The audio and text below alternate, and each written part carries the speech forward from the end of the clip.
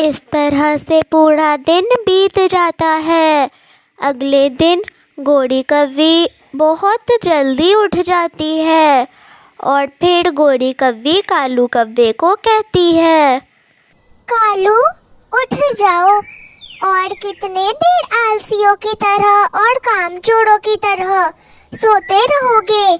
हमें दूसरे जंगल जाना है, वहाँ जाकर मौज मस्ती करनी है और बहुत सारा मजा करना है। जल्दी चलो। उठ रहा हूँ गोरी, बस थोड़ी देर और सोने दो, उसके बाद मैं उठ जाऊंगा।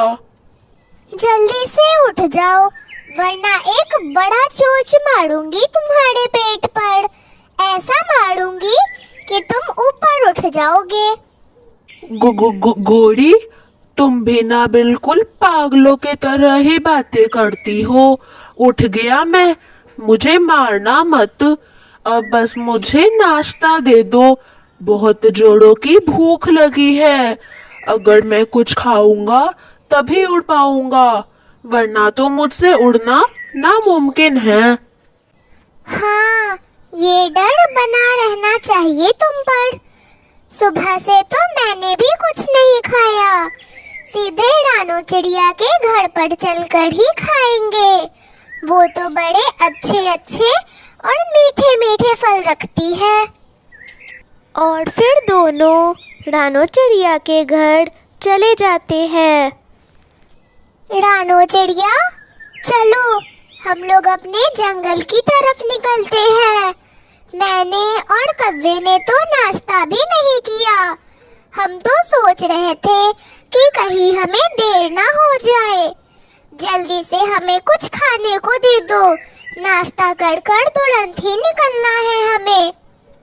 और चिड़िया हल्की सी मुस्कुराहट में थोड़े से गंदम के दाने और एक सेब गोरी और कालू को दे देते हैं और वो चारों नए जंगल की तरफ निकल पड़ते हैं।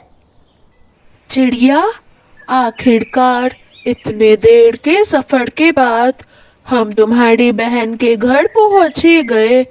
2 दिन यहाँ रुकने के बाद हम जाएंगे परसों तोते के रिश्तेदारों के घर और आखिरी में मेरे ससुराल। तुम्हारी बहन तो बहुत अच्छी है, उसने कितनी मीठी मीठी बातें की हमसे और बिना कुछ बोले भोजन लाने चली गई। मैं और गोरी तो बहुत थके हुए हैं। हम और गोरी थोड़ी देर सो जाते हैं, तुम दोनों थोड़ा मौज मस्ती कर लो। वो दोनों तो घोड़े बेचकर सो जाते हैं, पर चिड़िया और तोता एक दूसरे का मुंह देखते रह जाते हैं। इसी तरह पूरा दिन बीत जाता है और वो पूरा दिन इसी तरह सोए रहते हैं। अगले दिन तोता कव्वे को बोलता है, कव्वे, आज हम मेरे रिश्तेदारों की तरफ नहीं जाएंगे, आज हम तुम्हारे ससुराल जाएंगे। हम रोज एक एक दिन हर घर में बिता के जाएंगे, क्योंकि हमारे जंगल में बारिशें शुरू होने वाली हैं और हमें अपने जंगल जल्द से जल्द चलना होगा।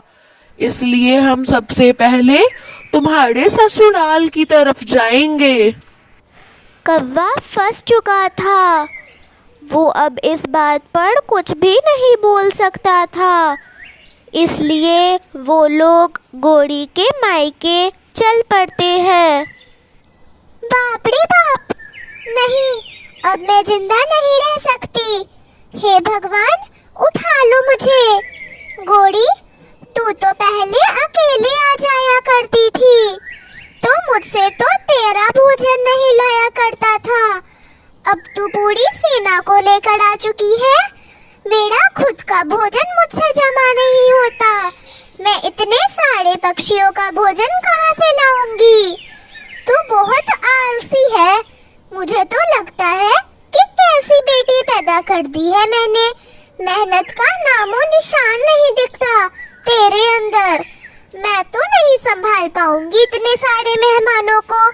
तुम लोग चले जाओ यहाँ से। ये सब सुनकर घोड़ी बहुत शर्मिंदा होती है और कालू भी। और फिर चिड़िया बोलती है, माँ जी, हम तो आउटिंग करने आए थे यहाँ, घूमने फिरने मजे करने।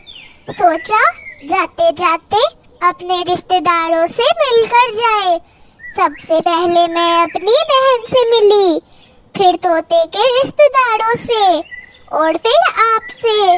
अब हम अपने घर ही जा रहे हैं। और फिर सारे पक्षी अपने घर वापस चले जाते हैं।